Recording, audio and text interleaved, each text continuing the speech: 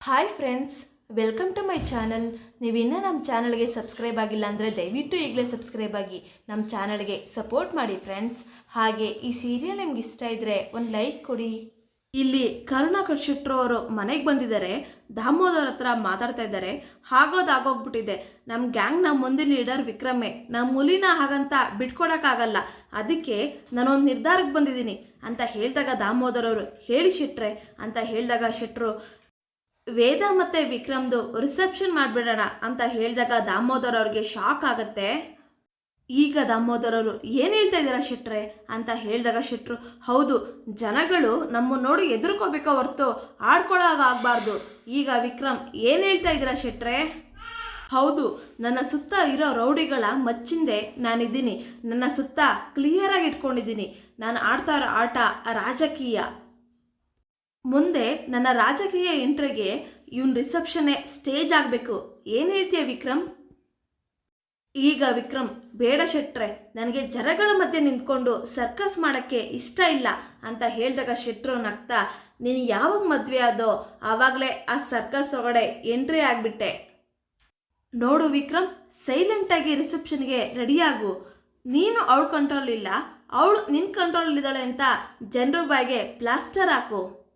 ಹೌದು ವಿಕ್ರಮ್, ಈ ರೀತಿ ಮಾಡೋದ್ರಿಂದ ಜನರ ಬಾಯಿ ಮುಚ್ಚಿಸ್ಬೋದು. ನಿನ್ನ ಕದರ್ ಕೂಡ ಚೇಂಜ್ ಆಗುತ್ತೆ. ಈಗ ಶೆಟ್ರು ನೋಡಿ, ಇದೇ ಹುಡುಗಿ ನಿಮ್ಮ ಮನೆಗೆ ಬರೋಳು ಲಾಸ್ಟ್ ಆಗಿರಬೇಕು.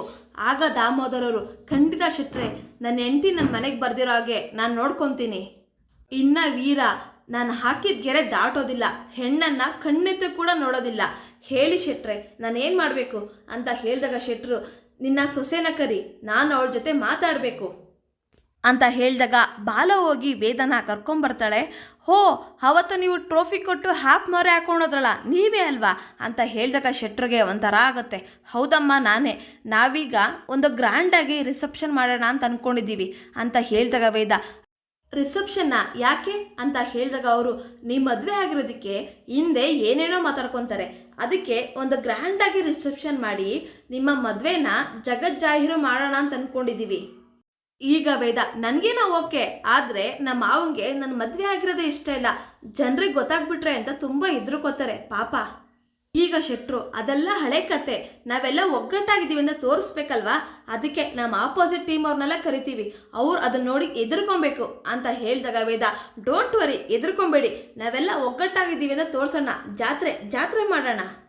ಮತ್ತು ಈ ಫಂಕ್ಷನಲ್ಲಿ ಲಾಂಗು ಮಚ್ಚು ಅದೆಲ್ಲ ಇರುತ್ತಾ ಅಂತ ಹೇಳಿದಾಗ ಶೆಟ್ರು ಭಯ ಪಡ್ಕೋಬೇಡಮ್ಮ, ಇದು ಫ್ಯಾಮಿಲಿ ಫಂಕ್ಷನ್ನು, ಲಾಂಗು ಮಚ್ಚು ಅದೆಲ್ಲ ಇರೋದಿಲ್ಲ. ಈಗ ವೇದ ಅಯ್ಯೋ ಶೆಟ್ರೆ, ನೀವು ಆ ರೀತಿ ತಿಳ್ಕೊಬೇಡಿ, ಆ ರೀತಿ ಭಯ ಇದ್ದರೆ ನಾನು ನಿಮ್ಮ ಮನೆಯಲ್ಲಿ ಇರೋದಿಲ್ಲ, ಸರಿ ಟೇಕ್ ಕೇರ್, ನಾವಿನ್ನ ಸಿಗೋಣ ಅಂತ ಹೇಳಿ ವೇದ ಇಲ್ಲಿಂದ ಹೊರಡ್ತಾಳೆ. ವಿಕ್ರಮ್ ಕೂಡ ವೇದದಿಂದನೇ ಹೋಗ್ತಾನೆ. ಈಗ ಶೆಟ್ರು ದಾಮೋದರ್ ಅವ್ರ ಹತ್ರ ದಾಮೋದರ್, ಇವಳು ಸ್ಮಾರ್ಟ್ ಅಲ್ಲ, ವೆರಿ ಸ್ಮಾರ್ಟ್, ನೋಡಿ ಇವಳನ್ನ ಫಂಕ್ಷನಲ್ಲಿ ಬಾಲ ಬೀಚ್ತಾಳೆ, ಸುಮ್ಮನೆ ಇರೋದಕ್ಕೆ ಹೇಳಿ, ಇಲ್ಲ ಅಂದರೆ ನನ್ನ ಇಮೇಜಿಗೆ ಡ್ಯಾಮೇಜ್ ಆದರೆ ಅದು ಕೂಡ ನಿನ್ನ ಬುಡಕ್ಕೆ ಬರುತ್ತೆ. ನಿಮ್ಮ ಸೊಸೆನ ಚೆನ್ನಾಗಿ ರೆಡಿ ಆಗೋಕ್ಕೆ ಹೇಳಿ. ಆಮೇಲೆ ಫಂಕ್ಷನ್ ಅರೇಂಜ್ಮೆಂಟ್ಸ್ ಎಲ್ಲ ನಾನೇ ನೋಡ್ಕೊತೀನಿ, ನಮ್ಮ ಹುಡುಗರನ್ನ ಕಳಿಸ್ತೀನಿ, ನಾನಿನ್ನ ಬರ್ತೀನಿ ಅಂತ ಹೇಳಿ ಶೆಟ್ರು ಇಲ್ಲಿಂದ ಹೋಗ್ತಾರೆ. ಇಲ್ಲಿಗೆ ಸಂಚಿಕೆ ಮುಕ್ತಾಯಗೊಳ್ಳುತ್ತೆ. ದಯವಿಟ್ಟು ನಿಮ್ಮ ಅನಿಸಿಕೆಗಳನ್ನು ಕಮೆಂಟ್ ಮಾಡಿ. Thank you.